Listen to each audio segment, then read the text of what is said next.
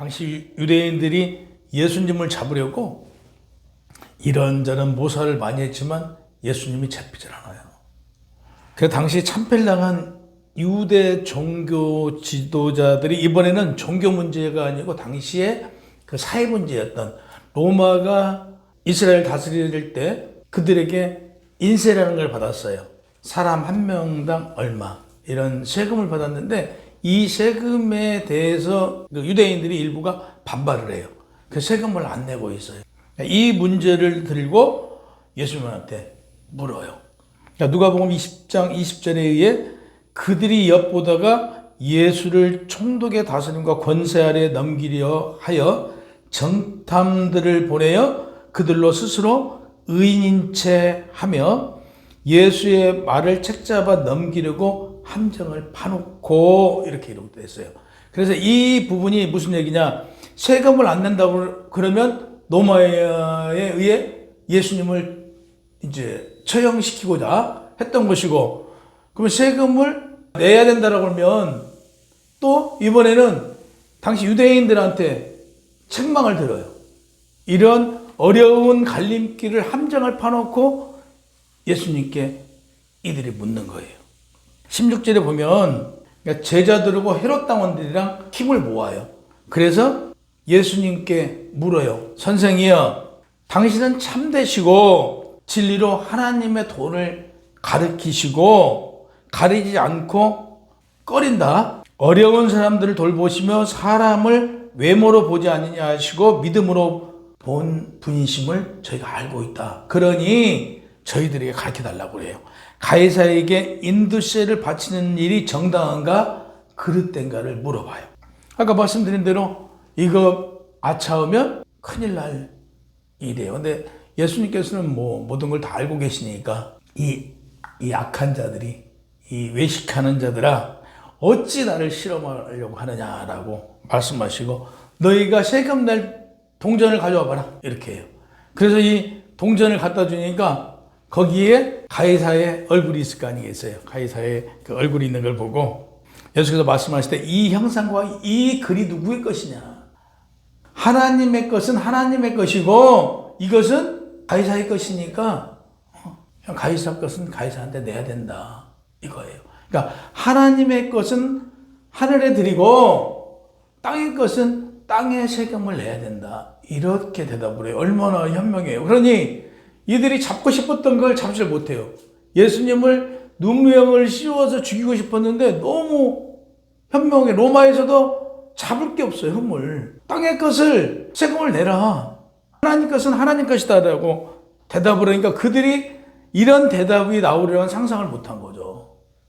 그들은 한마디로 참패를 또 당합니다. 이어서 유대 지도자들이 지금 헤롯 왕과 힘을 모아갖고 이제 당했잖아. 예수님한테 잡고 싶었는데 잡지 못하고 그들이 참패를 당한 거예요.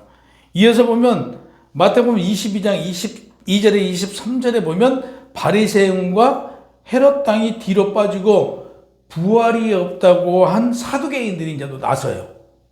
선생님이여, 모세가 사람이 만일 자식이 없이 죽으면 그 동생이 그 아내를 취하여 그 형의 재산을 상속받게 되어 있는데 25절에서 28절 우리 중에 칠형제가 있는데 마지가 장가들었다가 죽어 상속사가 없으므로 그 아내를 그 동생들에게 물려주고 둘째와 셋째로 일곱째까지 그렇게 하다 최후에 그 여자가 죽었나이다. 그런즉 그들이 다 그를 취하였으니 부활 때 일곱 중에 누구의 아내가 되리까? 이렇게 29절에 예수님께 대답합니다. 너희가 성경도 하나님의 능력도 알지 못하는 거로 오해하였도다.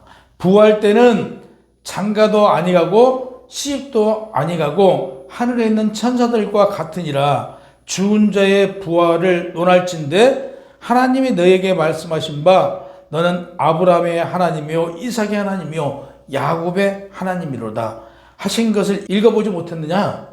하나님은 죽은 자의 하나님이 아니요 살아있는 자의 하나님이라고 대답해요. 또 이 또한 그들이 올문을 쳐놓고 죽은 자의 하나님을 만들고 싶었으나 또 만들지 못했다. 사두개인들이 깜짝 놀란 것이죠. 이런 답을 듣고 그 가르침에 대해서 놀라고 물러납니다. 사두개인들이 또 패배를 당했다는 소식을 들은 바리새인들이 또 그치지 않아요. 그들이 가만히 있지 않죠. 또 어떻게 예수를 잡아야 되는데 어떻게 잡을까 또 연구를 해요. 이 중에 이 바리새인이라고 나와 있잖아요. 바리새인 율법사가 예수님을 시험하기 위하여라고 나와 있잖아요. 본절에는. 근데 그 마가복음 12장 28절에는 서기관 중 한 사람으로 기록되어 있어요. 그가 헤이스톤 그람 마테온이라는 사람이래요. 예수님께서 첫 계명은 무엇이냐고 물어보니까 마음과 목숨과 뜻을 다하여 하나님을 사랑하는 것이라고 얘기하잖아요. 첫째 계명은 신명기 6장 5절 말씀을 인용한 것으로 신명기 10장 12절에 하나님께서 우리에게 요구한 것이 무엇이냐? 곧 내 하나님 여호와를 경외하며 그의 모든 도를 행하고 그를 사랑하며 마음을 다하고 뜻을 다하여 내 하나님 여호와를 섬기는 것이라고 기록되어 있어요. 이걸 그대로 예수님께서는 인용해서 말씀하신 것이다 이거죠. 그래서 유대인들이 예배드릴 때 이 말씀을 신앙 고백문으로 사용했어요. 당시에.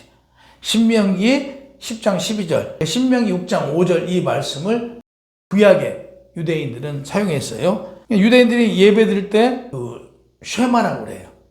쉐마라고 하는데 마음으로 기록된 카르디아는 그 사람의 외모가 아니에요. 외모가 아니고 가식 없는 내면의 그 진실을 지금 말하고 있어요. 그런 가운데 본문에 목숨을 다하여 이것은 그 푸시케라는 이 단어인데 호흡, 생명을 나타내요. 그래서 우리 온 생명을 다하여 이런 뜻이죠. 그래서 각자에게 주어진 생명을 말합니다.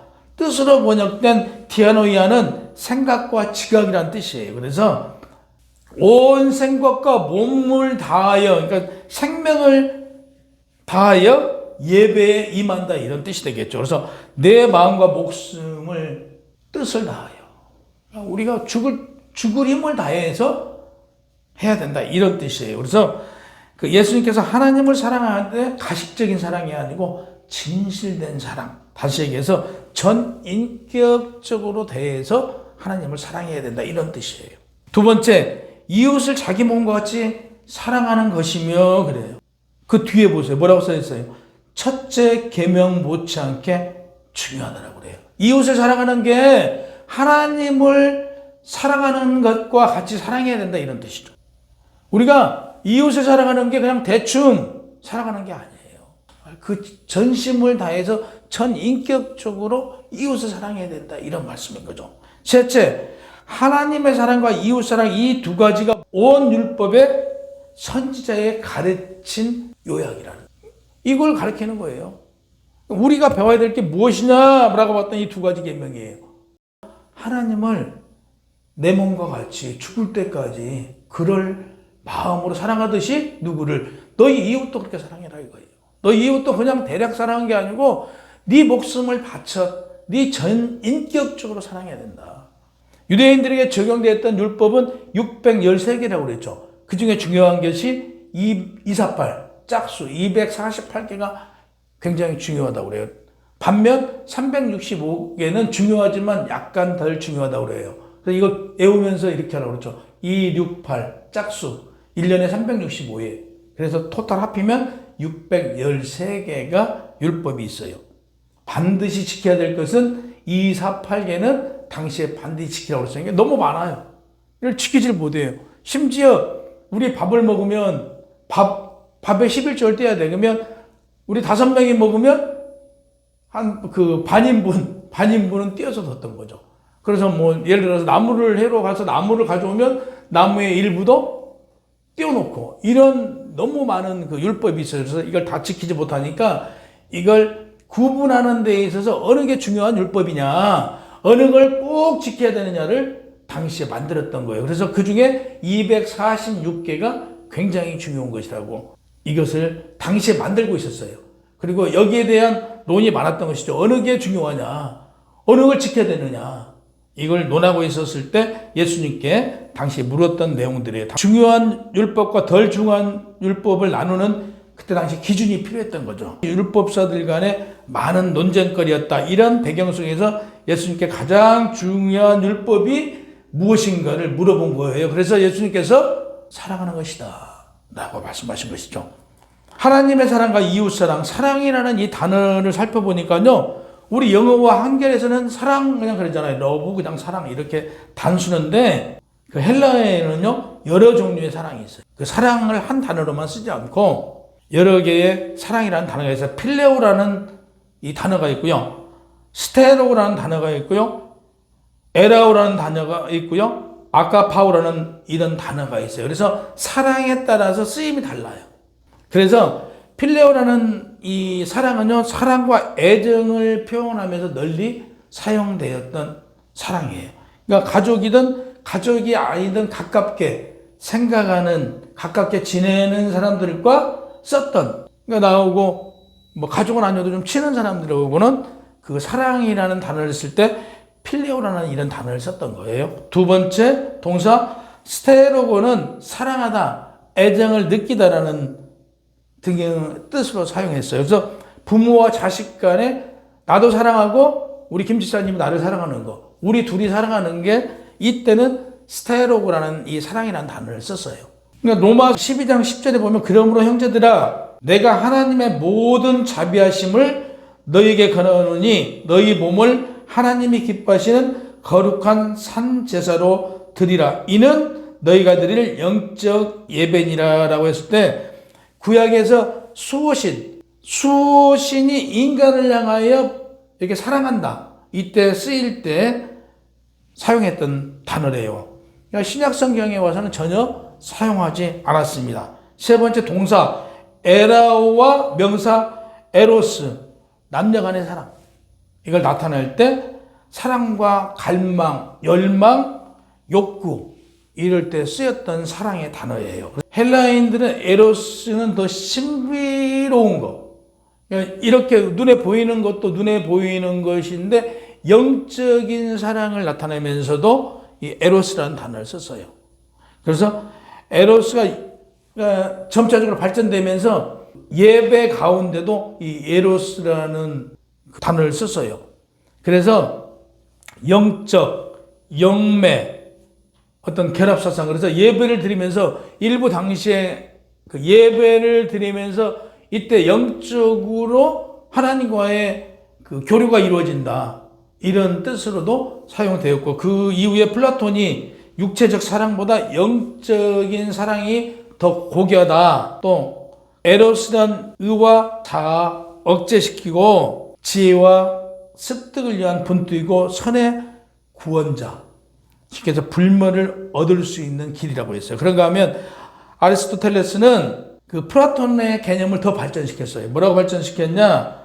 플로티누스와 함께 초자연적인 지배자와의 영적 결합을 향한 신비적인 갈망이다 라고까지 발전시켰어요. 사랑이 하나님의 사랑, 우리는 사랑 그러면 그냥 여기도 사랑으로 표현하고 저기도 사랑으로 표현하는데 이렇게 분류해서 정확하게 사랑의 표현을 했었다. 아가파오, 아가페, 후기 헬라어 구문에는 성경 외의 자료로 그 신의 총애를 받는 사람들이 언급할 때 사용한 점으로 봤을 때 어떤 육체적인 이런 재산을 얻고자 하는 이런 데 쓰이지 않았고요. 그 타인을 위한 간대한 그 뜻을 우리가 나타낼 때, 또는 그 부모에게 자식은 온전한 사랑을 받고 있잖아요. 이럴 때 쓰였어요. 그래서 예수님께서 원수를 사랑하고 박해하는 자를 미워하지 말라라고 말씀하실 때 또 쓰였어요. 그래서 우리는 그 사랑한다라는 이 단어를 가지고요, 내가 우리 김 집사님을 사랑해, 그냥 사랑한대, 우리는 그러잖아요. 그게 좋은 말로 그러잖아요. 나 김 집사님 사랑해, 그냥 이렇게 얘기하고 있지만 이 사랑이라는 게 굉장히 어려운 거예요. 사랑만큼 어려운 게 없어요. 김 집사님 나를 사랑하니까 내가 김 집사님 사랑한 것은 이건 그냥 통상적인 사랑이에요. 사랑하니까, 나를 사랑하고 나한테 관심 가지니까 내가 사랑해 주는 거야. 이건 그냥 사랑인 거예요. 그냥 사랑. 근데 사랑은요, 원수를 사랑할 수 있어야 이게 사랑이라는 거죠. 원수를 사랑할 수 있어야 사랑하는 거예요. 그러니까 죄인을 사랑해야만 이게 사랑인 거죠. 그러니까 원수예요. 나하고 원수지간이야. 그 원수지간을 사랑해야 그게 사랑이래요. 쉬워요? 쉽지 않아요. 원수래요. 뭐 내 집안에 내 재산을 싹 가져가 버렸어. 내 재산을 싹 말아먹어 버렸어. 그 사람을 사랑하래요. 사랑해줘야 되는데. 그리고 그에게 바라지 말래요. 아무것도 바라지 말고 그를 그냥 사랑하래요. 이게 사랑이래요. 쉽지 않죠. 그러니까 나를 칭찬하는 사람, 나를 좋아하는 사람을 사랑하는 것은 그냥 사랑이에요. 근데 진정한 사랑은 원수를 사랑하고 죄인을 사랑해요. 나에게 죄를 준 사람, 나에게 해를 입힌 사람을 사랑하래요. 이게 사랑이래요. 이번 주에 한번 사랑해 보세요. 나의 원수를 생각해보고 그 원수를 용서하는 걸 우린 연습해야 돼요. 예. 그리고 이제는 그를 위해서 기도하고 그에게 아무것도 바라지 말고 그가 정말 진정으로 잘 되길 바라야 된다 이거죠. 잘 되길 바라는 거. 원수를 용서하고 사랑하는 거. 죄인을 이해하고 사랑하는 게 이게 사랑이 돼요. 선하게 대하래요. 그 원수를 선하게 대하고 죄인을 선하게 대하래요. 이게 사랑이래요. 우리 마음속에 제일 그 원수를 사랑하고 나에게 가장 큰 해를 끼쳤던 사람이 누군가 생각해보고 그를 사랑하고 이해하고 용서하고 그를 위해서 기도해보자고요. 이게 하나님의 사랑이래요. 그래서 우리가 교회를 다니는 사람들이 사랑이 없으면 그 믿음이 과연 온전한 믿음인가 생각해 봐야 된다. 제가 늘 드리는 말씀이지만 성도가 사랑이 없으면 사실 자기 자신을 되돌아봐야 된단 말이에요. 내가 온전한 믿음을 가지고 있는가. 아니 하나님이 말씀하시길 내가 사랑이다라고 그랬는데 사랑이 없어 내 마음속에. 그러면 과연 그게 진정한 예수 그리스도를 믿는 하나님을 믿는 성도인가? 우리 스스로 자신을 되돌아봐야죠. 이걸 한마디로 얘기하면 교회는 다니지만 성화되지 않는 성도다. 교회를 다니는 교인이에요. 교인들은 성경책 들고요. 잘 다녀요. 교회는. 근데 교회는 잘 다니는데 사랑이 없어요. 이해하려고 들지도 않고 나의 이론을 위해서 다투고 그 이론을 취하기 위해서 남에게 해를 끼쳐요. 이 사람이 어떻게 믿음의 사람이에요. 신앙인이라고 말할 수 없어요. 교인이에요. 교인. 교회 다니는 교인. 교회 다니는 교인이 되어서는 안 된다. 우리는 신앙인이 되어야 되고 하나님을 믿는 사람이어야 된다 이거죠. 예수 그리스도를 믿는다 그러면 예수 그리스도가 이 땅에 와서 행하신 것을 우리는 그대로 행할 수 있는 믿음. 예수 그리스도를 닮아가려고 하는 사람이 신앙인인 거죠. 닮지 않고 예수 그리스도께서 이 땅에 오셔서 보여주셨어요. 이렇게 살아라라고 기록되어 있어요. 예수 그리스도가 이 땅에 오셔서 자유로 말씀하시면 아무것도 없어요. 오늘 말씀과 같이 신명기 6장 5절 말씀을 인용해서 너희가 어떻게 사랑해라? 예수를 죽도록 너희 마음과 뜻을 다하여 너희 생명을 다하여 사랑하라 했던 것과 같이 예수 그리스도도 자유로 말씀하시지 않았단 말이에요. 그러면 그 말씀대로 우리에게 적용하면 우리도 그와 같이 살아야 된다는 얘기죠. 우리는 누구를 위해서 창조되어 있어요? 우리가 창조된 것 하나님에 의해서 창조됐잖아요. 그래서 하나님께서 말씀하시기를 우리를 누구의 형상이라고 그래요? 하나님의 형상대로 만들었대요. 그러면 하나님께서 우리를 창조하시고 우리를 하나님과 같이 외모가 우리가 하나님 같이 생겼어요 지금. 그리고 우리 심령 속에 누구를 주셨어요? 성령을 주셨어요. 이 성령이 누구예요? 하나님이시잖아요. 하나님의 마음을 우리 속에 넣어줘서 사랑하게끔 했어요. 근데 그 사랑하게끔 만들어준 그걸 부인하고 내 뜻대로 살아간다고 그러면 이건 하나님의 뜻과는 다른 세상 사람이죠. 세상 사람. 그래서 우리가 영적, 정서적, 인격적으로 균형 있는 삶을 살아갈 수 있는 것은 누구에 의존해서 하나님의 뜻에 맞게 성령께서 우리를 인도해 주신 대로 우리가 살아갈 때 가능한 거예요. 우리 자유로는 불가능해요. 그래서 우리는 늘 누구한테 의지한다? 성령 하나님께 의지해야 돼. 내 마음속에. 그래서 이 성령 하나님이 역할을 잘할 수 있는 건 무엇이냐라고 보면 하나님의 말씀을 자꾸 보는 거예요. 하나님의 말씀 가운데서 역사하시는 성령님이 우리를 인도해 주신다는 얘기예요. 그래서 우리가 만들어가는 과정은 뭐냐? 이 성령을 다 여러분들이 알 수가 없어요. 저도 오늘 설교 준비하면 10시간, 12시간씩 이거 몇 절 가지고 준비를 하는데 어떻게 이걸 다 알 수 있냐. 그 깊이는 다 모른다고요. 하지만 그냥 읽다 보면 여기에 누가 가르쳐 준다? 성령님이 함께 하시기 때문에 이 말씀이라고 깨달아진단 말이에요. 그래서 자꾸 성경을 봐야 된다. 그런 말씀이죠. 그래서 전도서 기자는 이렇게 말해요. 하나님을 경외하고 그 명령을 지키는 것이 사람의 본분이다 라고 했어요. 사람의 본분이 뭐라고요? 하나님의 명령을 지키는 거예요. 어떤 자세로? 하나님을 경외하는 마음으로 하나님의 명령을 지키는 게 사람의 본분인 거예요. 41절 바리새인들이 모였을 때 예수께서 그들에게 물으시되 너희는 그리스도에 대해서 어떻게 생각한다고 역으로 질문합니다. 그들이 가장 큰 계명이 무엇냐 그러니까 첫째는 너희가 죽도록 마음을 다하여 하나님을 섬기는 것이고 두 번째 너희 이웃을 하나님을 사랑한 것처럼 너희가 사랑해야 된다라고 대답하고 나서 역으로 지금 질문해요. 41절 바리새인들한테 예수께서 너희는 그리스도에 대해서 어떻게 생각하느냐라고 물어요. 그러니까 바리새인들이 다윗의 자손이라고 대답해요. 다윗의 자손 중에서 그리스도가 나온다라고 성경에 기록되어 있으니까요. 이르시되 그러면 다윗이 성령에 감동되어 어찌하여 그 자손에게 다윗의 자손의 후손인 그리스도를 주라 칭하였는가를 다윗의 시편을 인용해서 물어봐요. 자, 다윗이 어떻게 해서 그 후대에 나올 그 후대에 자기 자손에게 그리스도라고 고개를 숙이느냐 이거예요. 그런 일이 있을 수 있냐라고 묻는 거죠. 유대인들이 꼼짝 못하고 여기서 오히려 올무에 걸립니다. 예수를 잡지 못하고 주께서 내 주께 이르시되 내가 내 원수를 내 발 아래 둘 때까지 우리 우편에 앉아 있으라 하였도다. 그러면서 다윗이 그리스도를 주라 칭하였은즉 어찌 그의 자손이 되겠느냐. 한마디로 능히 대답하는 자가 없더래. 이렇게 했을 때 그러니까 다윗이 자기 자손에게 그리스도로요 하고 머리를 숙이고 그를 경배한단 말이에요. 이게 성경에 기록되어 있어요. 누구의 자손으로? 다윗의 자손 중에서 그리스도가 나오니까. 그러면 너희는 그 그리스도에 대해서 어떻게 생각하느냐고 물어보니까 다윗의 자손이래요. 그러면 다윗의 자손 중에 다윗이 자손한테 고개를 숙이는데 그건 어떻게 생각하느냐? 말을 못하는 거예요. 여기서도 역시 유대인들이 또 참패를 당하는 거예요. 계속 보세요.